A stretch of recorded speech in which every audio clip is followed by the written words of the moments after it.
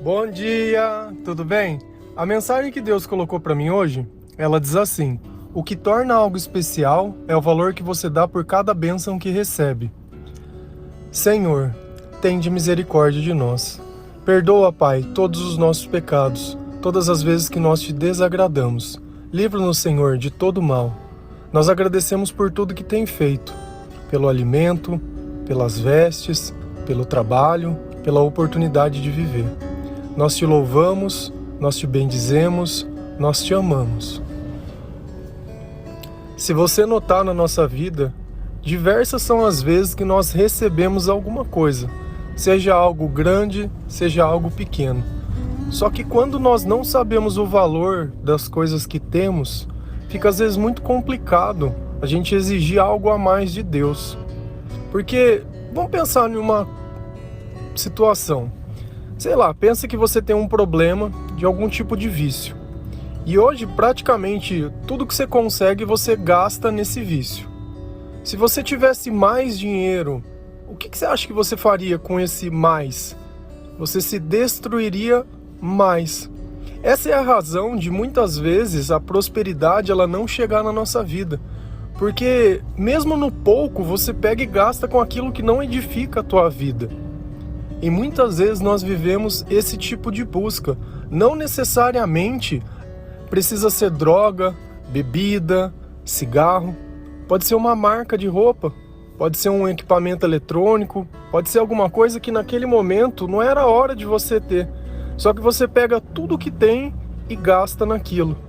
Para que as outras pessoas possam olhar a tua vida e de repente você olhar e falar: nossa, olha como essa pessoa é abençoada. Mal sabe ele o tanto de parcela que você paga, mal sabe ele o sacrifício que você fez para ter algo que não era a hora de você ter.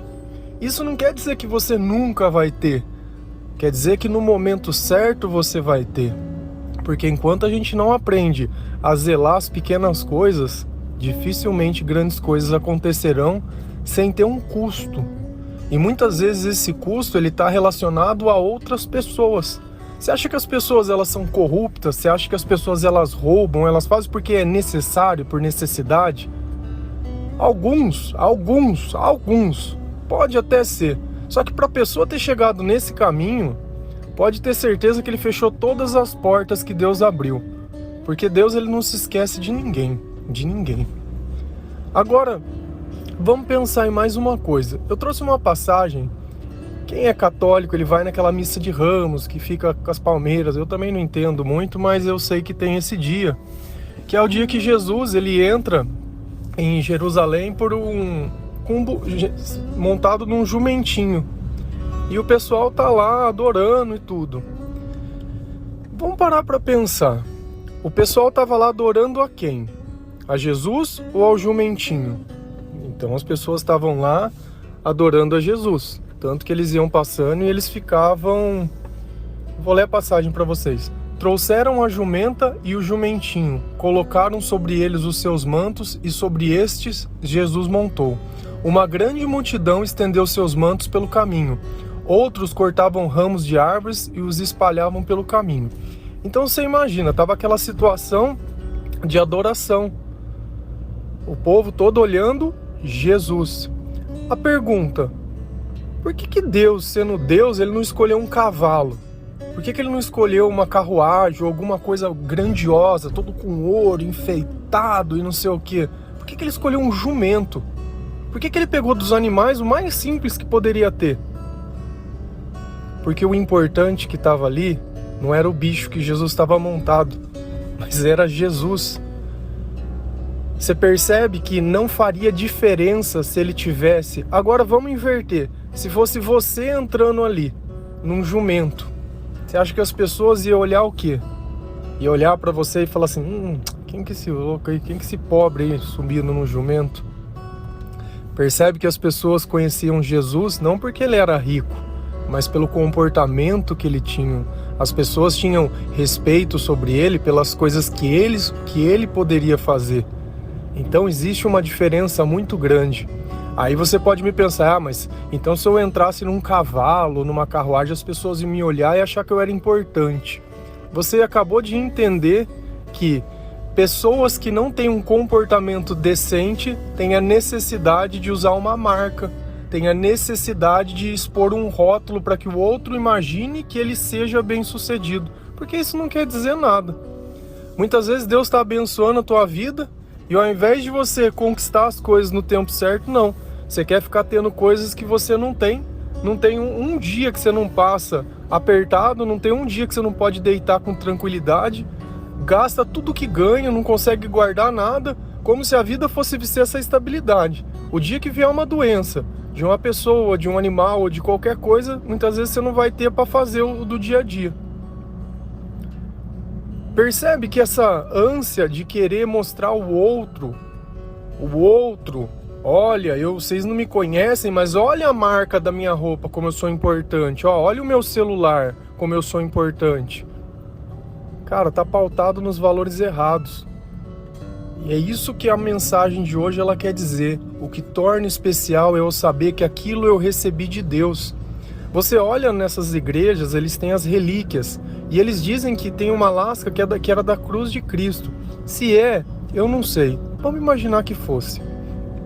Você saber que aquele pedacinho de madeira veio da cruz que o nosso Senhor foi crucificado. E saber que isso não é uma história, mas é um fato. Agora, qual é a diferença desse pedacinho de madeira para um pedaço de madeira qualquer, de qualquer outra madeira? É a história que nele está envolvida, é o significado que ele tem. E é justamente isso que nós devemos fazer com todas as coisas que nós que nós recebemos de Deus. Saber que essas coisas elas são como esse pedacinho de madeira da cruz de Cristo, elas são abençoadas. Foi Deus que te mandou isso. Ela tem que ter um significado todo especial e não sendo apenas ser mais uma coisa. Ainda que seja um alimento, que você está comendo um pãozinho com café. Agradece a Deus, porque muitos não têm essa oportunidade. Quando a gente para de notar o valor das coisas simples, a nossa vida ela só vai ladeira abaixo, porque ela se tornou uma disputa de quem tem mais. De quem tem mais. E é curioso que o que é mais importante, a paz ou a aparência? Se a gente nota lá em Provérbios 17, versículo 1, a palavra diz assim: melhor é um pedaço de pão seco, com paz e tranquilidade, do que numa casa onde há banquetes e muitas brigas. Nota, quando Deus diz na palavra, Ele deu duas palavras, tranquilidade e paz. Quem dá tranquilidade e paz? Deus. Então é melhor eu estar comendo um pão seco na presença de Deus do que eu estar numa casa que tem um banquete, que tem tudo em fartura, tudo do melhor, mas eu não tenho tranquilidade, eu não tenho vontade de viver. Não é à toa que muitos relacionamentos, eles se pautam muitas vezes pelo final de semana, da pessoa sair e querer beber e querer fazer um a mais. Por quê? Porque ela não suporta mais aquela relação, ela não suporta. E o que às vezes a gente não percebe é que a gente conhece as pessoas sendo uma pessoa. E quando a gente encontra Jesus, a gente se torna outra pessoa. Só que se a pessoa do nosso relacionamento não notar isso e não caminhar junto, esse relacionamento ele vai começar a ter só brigas. E aí nós vamos cair nesse conceito do banquete. Por quê? Porque Deus vai começar a prosperar a vida da outra pessoa, só que a outra não está na mesma vibe, ela não está no mesmo pensamento, ela não está no mesmo espírito. Então ela vai querer o banquete, ela vai querer mais, mas ela não tem a paz. Então ela vai ficar brigando por coisas que ela acha. Nunca o que Deus dá é bom. Por quê? Porque para ela está vendo só um pedaço de madeira. Ela não conhece a história de Jesus, ela não sabe de onde veio aquela lasca, ela não sabe a importância que aquilo tem para você. Ela não sabe de onde você veio, ela não conhece a tua história. Ela só quer a tua bênção. Ela só quer pegar aquilo que é teu. E esse tipo de pessoa existe em todo lugar. Se a gente notar lá na palavra de Deus, está escrito aqui, mulher. Mas eu não vou atribuir essa culpa à mulher nem nada. Vamos usar o termo pessoas. Lá em Provérbios 14, versículo 1, fala assim: a mulher sábia edifica sua casa, mas com as suas próprias mãos a insensata derruba a sua. Não necessariamente precisa ser uma mulher, pode ser um homem que ele vai lá e destrói a casa inteira. Pode ser uma mulher também, pode ser um filho, pode ser o que for, pode ser em um relacionamento, pode ser qualquer um. Porque quando as pessoas elas não estão edificando a relação, elas estão destruindo. E o que é edificar? É construir. É você pegar algo e melhorar aquilo. Não melhorar as pessoas, mas melhorar a relação. Dar condição para que as pessoas cheguem aonde elas tenham que chegar sem ficar exigindo. Se você briga por tudo, toda vez que uma pessoa tem um sentimento, tem alguma coisa, melhora alguma coisa na vida, você fica brigando para você querer subtrair. Subtrair.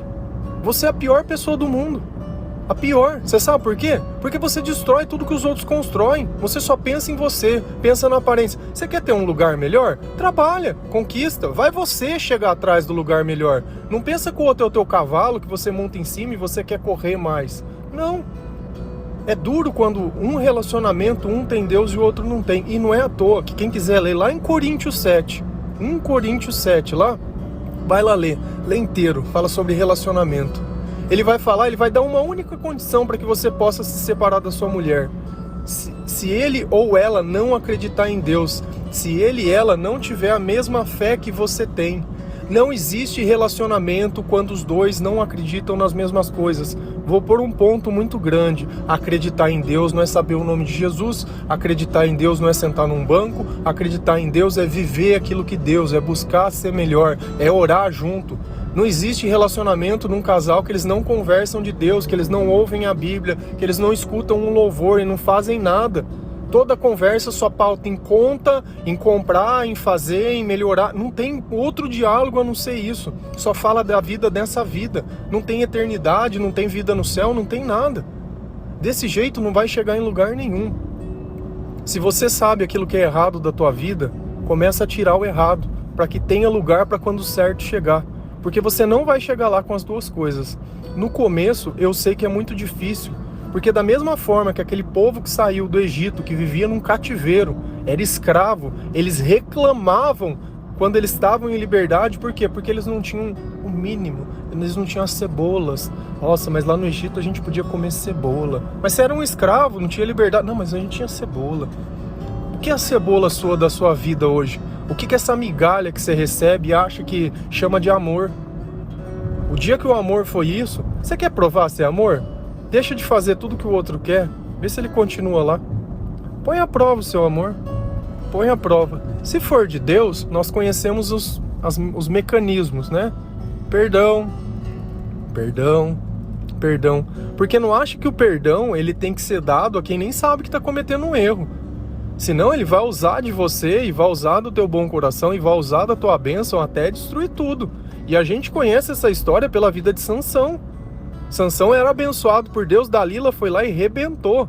E eu não estou dizendo que a mulher tanto faz, entendeu? Estou dizendo relacionamento, uma pessoa com Deus e uma sem Deus. Tá? Para não ser injusto e ficar colocando peso sobre as pessoas, nem rótulo, nem nada, porque eu acho que essa conversa nossa não é sobre isso, é sobre ser melhor. É sobre ser feliz, é sobre ser mais grato, é sobre estar mais perto de Deus. Esse é o ponto e o objetivo nosso, todos os dias. Não é tipificar as pessoas entre homem e mulher, porque para Deus é tudo igual. Para mim, quem ouve a minha mensagem e para quem eu prego é indiferente se é homem ou se é mulher.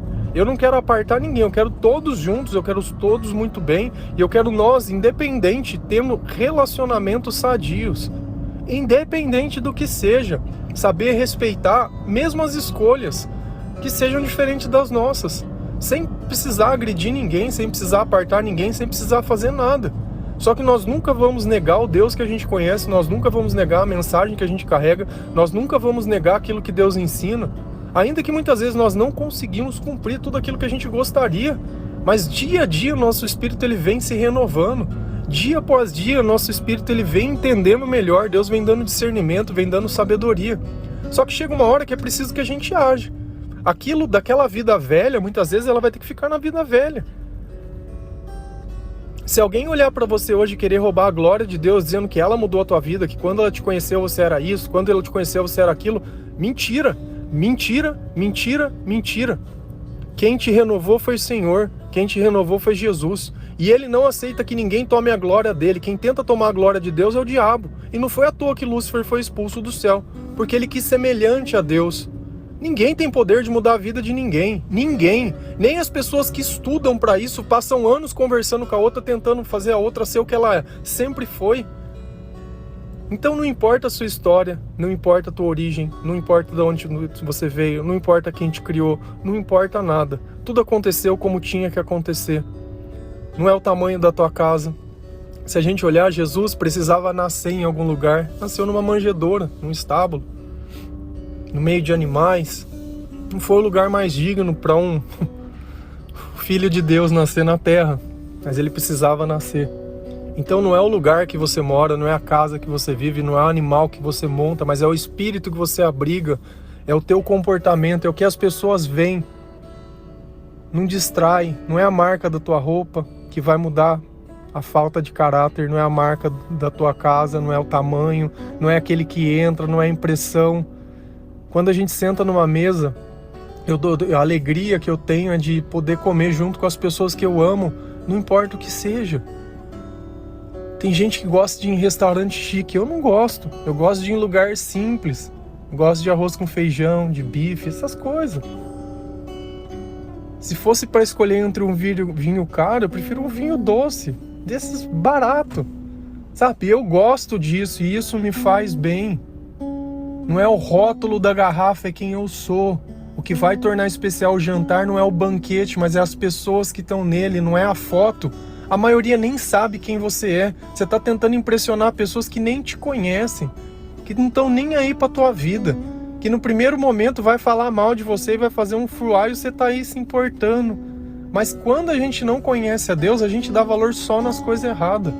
Só valoriza as coisas erradas. Hoje você entende o valor de cada coisa e sabe a importância de cada momento e está entendendo o valor de cada bênção, ainda que menor que ela seja. Percebe quando eu cito do banho? Fica sem tomar banho o dia inteiro. Se você não pudesse passar um desodorante, se você não pudesse escovar o teu dente, se você deitasse na tua cama e não tivesse um travesseiro, se você tivesse um tênis, mas muitas vezes não tivesse uma meia para pôr, não tivesse uma cueca, uma calcinha, um sutiã.